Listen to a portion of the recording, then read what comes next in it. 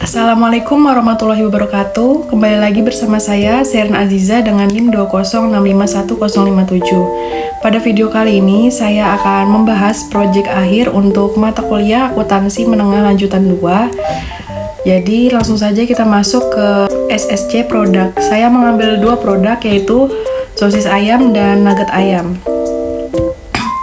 Aspek non-keuangan yang akan dibahas ada beberapa, yaitu hukum, budaya ekonomi lingkungan, pasar, manajemen, dan produksi. Jadi yang pertama kita masuk ke aspek hukum. Pabrik sosis ayam dan nugget ayam harus mematuhi berbagai aspek hukum untuk memastikan kepatuhan terhadap regulasi dan standar yang ditetapkan oleh otoritas pangan dan kesehatan, perlindungan konsumen, serta aspek lingkungan. Jadi ini adalah berikut beberapa aspek hukum yang relevan dalam operasional pabrik sosis ayam dan nugget ayam. Yang pertama adalah regulasi keamanan pangan. Jadi pabrik sosis ayam nugget harus mematuhi regulasi keamanan pangan yang ditetapkan oleh otoritas kesehatan dan pangan setempat atau nasional. Ini mencakup kebersihan pabrik, pengelolaan bahan baku, kontrol mutu, dan prosedur pencegahan kontaminasi. Lalu yang kedua adalah label dan informasi konsumen. Pabrik harus memberikan informasi yang akurat dan jelas pada label produk, termasuk daftar bahan, informasi nutrisi, tanggal kadaluarsa, dan petunjuk penyimpanan. Pelanggaran terhadap label atau informasi konsumen dapat melibatkan sanksi hukum. Lalu yang ketiga adalah izin dan registrasi. Jadi pabrik sosis ayam dan nugget ini perlu memperoleh izin dan registrasi dari otoritas setempat atau nasional. Proses perizinan melibatkan audit dan persetujuan dari pihak yang berwenang. Lalu yang keempat adalah pengendalian kualitas dan inspeksi. Pemerintah dapat melakukan inspeksi dan pemantauan secara rutin untuk memastikan pabrik mematuhi regulasi dan standar. Sistem pengendalian kualitas internal juga harus diterapkan untuk menjaga kualitas produk. Lalu di sini yang kelima adalah perlindungan konsumen. Pabrik harus memastikan produknya aman dan memenuhi standar kualitas yang dijanjikan. Pelanggaran hak konsumen atau penyajian produk yang tidak sesuai dengan standar dapat mengakibatkan tuntutan hukum. Lalu ada perlindungan merek dagang. Jika pabrik memiliki merek dagang tertentu untuk sosis ayam atau nugget ayam, mereka harus melindungi hak kekayaan intelektual mereka dan dapat menuntut pelanggaran merek dagang atau biasa yang disebut dengan hak cipta. Lalu selanjutnya adalah perlindungan merek dagang. Pabrik harus mematuhi peraturan dan standar lingkungan terkait dengan pengelolaan limbah, penggunaan sumber daya alam, dan dampak lingkungan lainnya. Selanjutnya adalah hukum tenaga kerja. Pabrik harus mematuhi hukum tenaga kerja yang berlaku, termasuk regulasi terkait upah, jam kerja, dan kondisi kerja yang aman. Lalu penggunaan bahan tambahan dan zat aditif. Pabrik harus mematuhi regulasi terkait penggunaan bahan tambahan dan zat aditif dalam sosis ayam dan nugget. Penggunaan bahan-bahan ini harus sesuai dengan standar yang ditetapkan oleh otoritas pangan. Selanjutnya adalah pengelolaan limbah. Pabrik perlu mematuhi regulasi terkait pengelolaan limbah. Ini melibatkan pembuangan limbah dengan cara yang aman dan sesuai dengan aturan lingkungan. Hal-hal ini penting bagi pabrik sosis ayam dan nugget untuk terus memantau peraturan dan regulasi yang berlaku serta memastikan kepatuhan penuh terhadap aspek hukum dalam operasional mereka untuk menghindari masalah hukum, denda, ataupun penutupan pabrik. Lalu yang kedua adalah aspek budaya. Aspek budaya memainkan peran yang sangat penting dalam bisnis makanan, termasuk usaha sosis dan ayam nugget ini. Berikut adalah beberapa aspek budaya yang dapat mempengaruhi bisnis sosis ayam dan nugget. Yang pertama adalah rasa dan bumbu lokal. Preferensi rasa lokal sangat mempengaruhi kesuksesan produk sosis ayam dan nugget. Menyesuaikan rasa dan bumbu dengan cita rasa lokal, seperti penggunaan rempah-rempah tradisional, dapat meningkatkan daya tarik produk. Lalu yang kedua adalah kepopuleran ayam dan kuliner di Indonesia. Ayam merupakan bahan makanan yang sangat populer di Indonesia dan sering dijadikan bahan utama dalam berbagai hidangan. Maka dari itu, produk sosis ayam dan nugget ini memiliki potensi besar untuk diterima dengan baik di pasar lokal. Lalu yang ketiga adalah tradisi makan bersama. Budaya Indonesia yang kental dalam makan bersama, keluarga atau teman dapat mempengaruhi kemasan produk, ukuran porsi, dan cara penyajian agar sesuai dengan situasi makan bersama. Lalu yang keempat adalah hari raya dan acara khusus. Bisnis sosis dan nugget ayam ini dapat memanfaatkan momen-momen khusus seperti perayaan hari raya atau acara keluarga untuk memasarkan produk dengan kemasan khusus atau menawarkan promo-promo tertentu. Lalu yang kelima adalah inovasi produk lokal. Menyesuaikan produk dengan inovasi lokal atau kebiasaan makanan tertentu dapat menjadi strategi yang sukses. Contohnya, menciptakan nugget ayam dengan rasa sambal atau sosis ayam dengan bumbu kacang. Lalu selanjutnya adalah tren makanan sehat. Tren konsumsi makanan sehat semakin meningkat di Indonesia. Pemahaman tentang kebersihan, kualitas bahan baku, dan kandungan nutrisi menjadi pertimbangan penting dalam memilih produk sosis dan nugget ayam. Lalu selanjutnya adalah kemasan yang menarik. Desain kemasan yang menarik dapat mempengaruhi daya tarik produk di pasar Indonesia. Kemasan yang mencerminkan nilai-nilai lokal atau keindahan budaya dapat lebih menarik perhatian konsumen. Lalu selanjutnya adalah inovasi dalam bentuk dan ukuran. Produk sosis dan nugget ayam dapat diadaptasi untuk sesuai dengan kebiasaan makan lokal, seperti ukuran porsi yang sesuai atau bentuk yang dapat dinikmati dengan cara yang nyaman. Lalu selanjutnya adalah promosi melalui media sosial. Budaya digital dan penggunaan media sosial yang tinggi di Indonesia dapat dimanfaatkan untuk mempromosikan produk ini. Konten yang menggambarkan produk dalam konteks budaya lokal dapat menjadi daya tarik tersendiri. Selanjutnya adalah keberlanjutan dan etika. Kesadaran akan keberlanjutan dan etika dalam bisnis makanan semakin meningkat di Indonesia. Pabrik sosis dan nugget ayam ini harus memperhatikan sumber daya dan praktik produksi yang bertanggung jawab dapat mendapatkan dukungan dari konsumen. Pemahaman yang mendalam tentang budaya lokal dan kebiasaan makanan konsumen Indonesia dapat membantu produsen sosis dan nugget ayam untuk mengembangkan produk yang lebih relevan dan berhasil di pasar yang dinamis ini. Aspek ekonomi.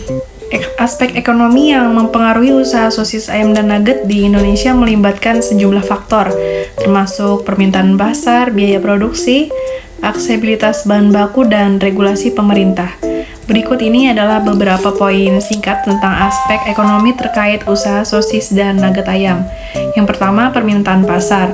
Pertumbuhan ekonomi dan perubahan gaya hidup telah meningkatkan permintaan akan makanan olahan termasuk sosis dan nugget ayam ini. Perubahan preferensi konsumen terhadap makanan yang praktis dan mudah disajikan juga mempengaruhi permintaan pasar.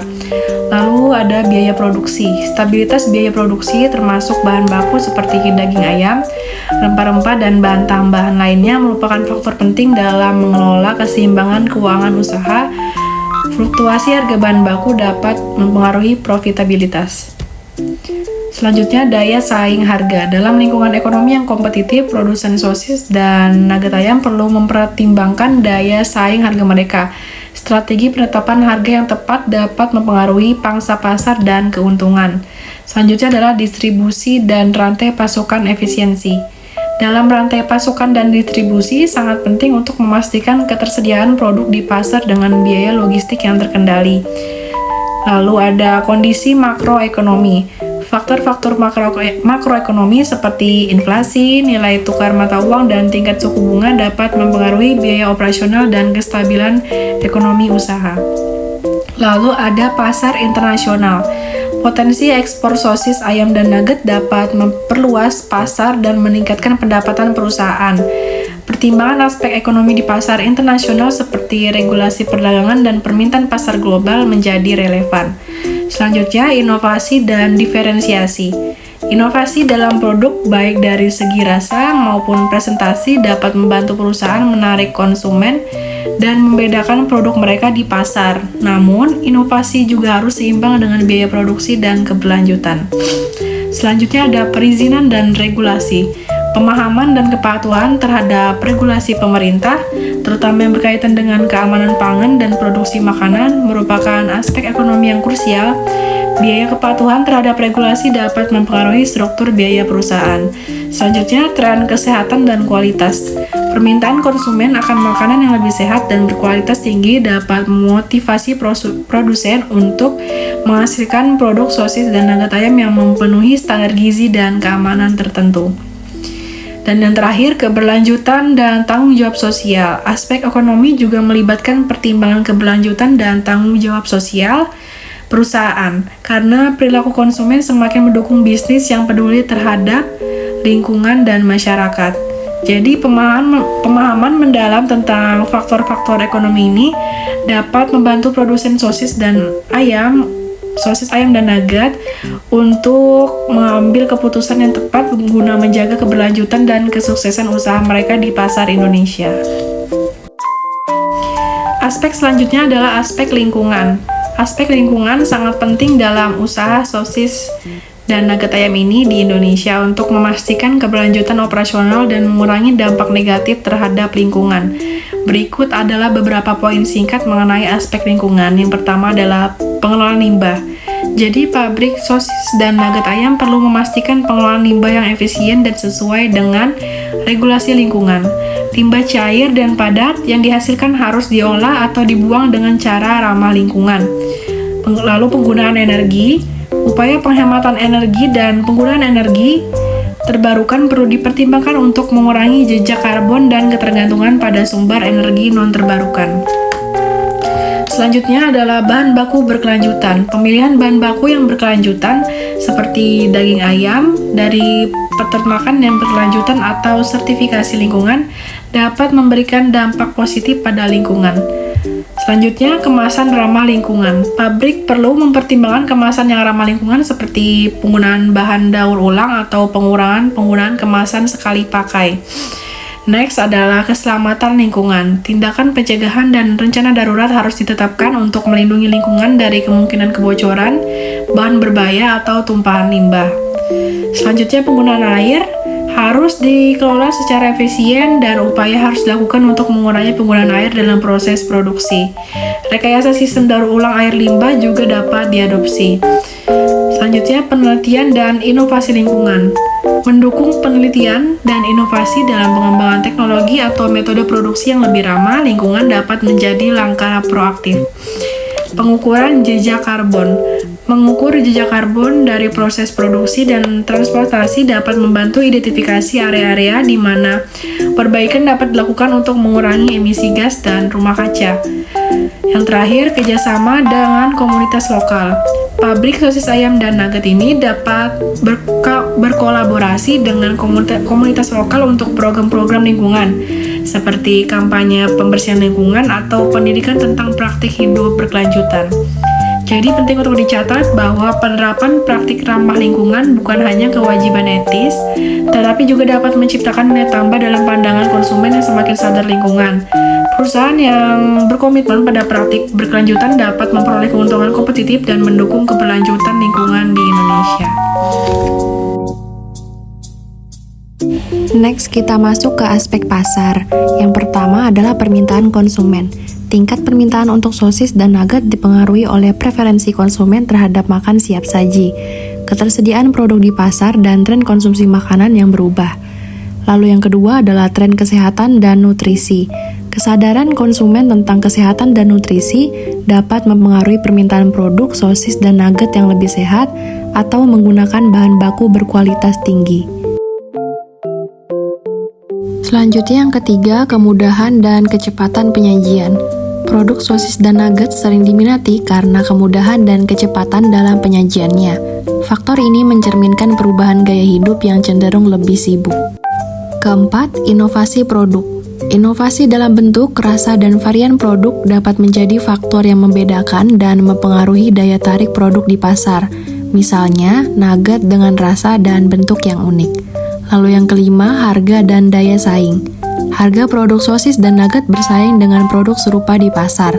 Penetapan harga yang tepat dan strategi daya saing dapat mempengaruhi pangsa pasar dan profitabilitas. Keenam, distribusi dan ketersediaan. Ketersediaan produk di berbagai toko, pasar tradisional, atau supermarket, serta distribusi yang efisien memainkan peran penting dalam mencapai konsumen secara luas. Yang ketujuh, bahan baku dan keberlanjutan. Ketersediaan bahan baku terutama daging ayam dan perhatian terhadap praktik keberlanjutan dalam rantai pasokan dapat menjadi faktor yang penting dalam pemasaran dan citra merek. Lalu selanjutnya, promosi dan branding. Strategi promosi dan branding termasuk iklan, media sosial, dan kemasan produk mempengaruhi kesadaran merek dan preferensi konsumen. Perubahan tren konsumsi masyarakat seperti peningkatan minat terhadap makanan halal, organik, atau bebas pengawet dapat mempengaruhi permintaan produk sosis dan nugget yang memenuhi kriteria tersebut.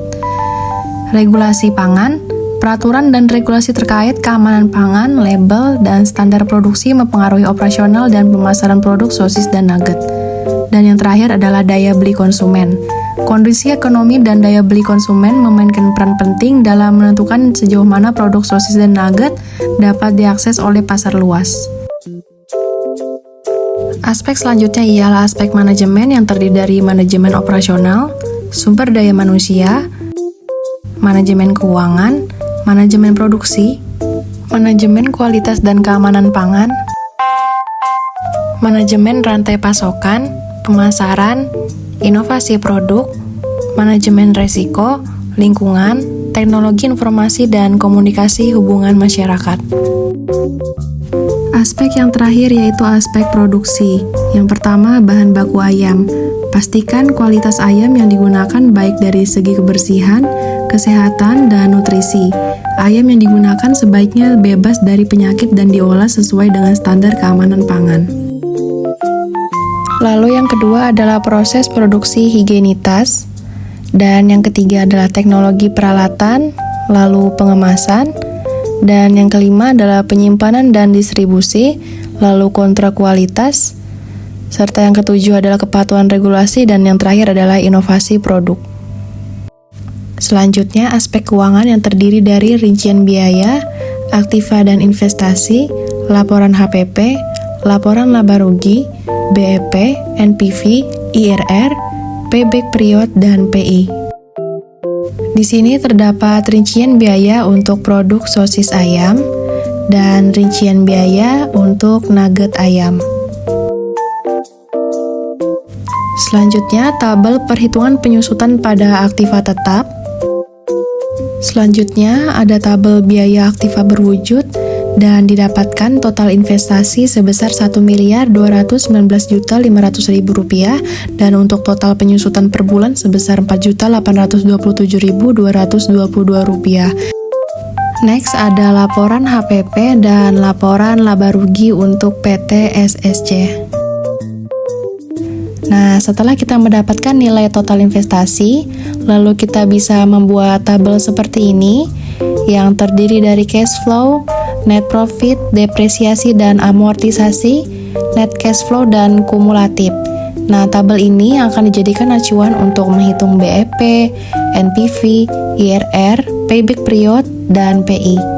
Break even point yang kita dapatkan adalah 4 bulan 17 hari, lalu NPV sebesar Rp1.149.015.073. Dan untuk IRR sebesar 42% menunjukkan tingkat pengembalian internal proyek atau investasi tersebut. Dengan kata lain, jika tingkat diskonto yang digunakan untuk menghitung nilai sekarang dari arus kas proyek adalah 42%, maka proyek tersebut diharapkan akan menghasilkan keuntungan yang sebanding dengan tingkat diskonto.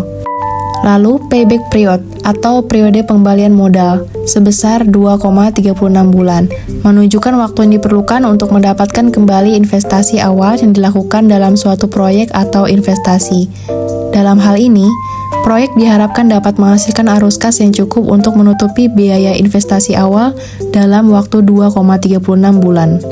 Dan yang terakhir PI atau Profitability Index yang didapatkan sebesar 2,6 menunjukkan nilai present value atau nilai sekarang dari arus kas yang dihasilkan oleh suatu proyek dibandingkan dengan biaya investasi awal. PI dihitung dengan membagi nilai sekarang dari arus kas bersih oleh biaya investasi. Dalam konteks ini, PI yang lebih besar dari 1 menandakan bahwa nilai sekarang dari arus kas bersih melebihi biaya investasi, yang dianggap sebagai sinyal positif. Sekian yang dapat saya sampaikan pada video kali ini. Kurang lebihnya mohon maaf. Saya akhiri. Wassalamualaikum warahmatullahi wabarakatuh.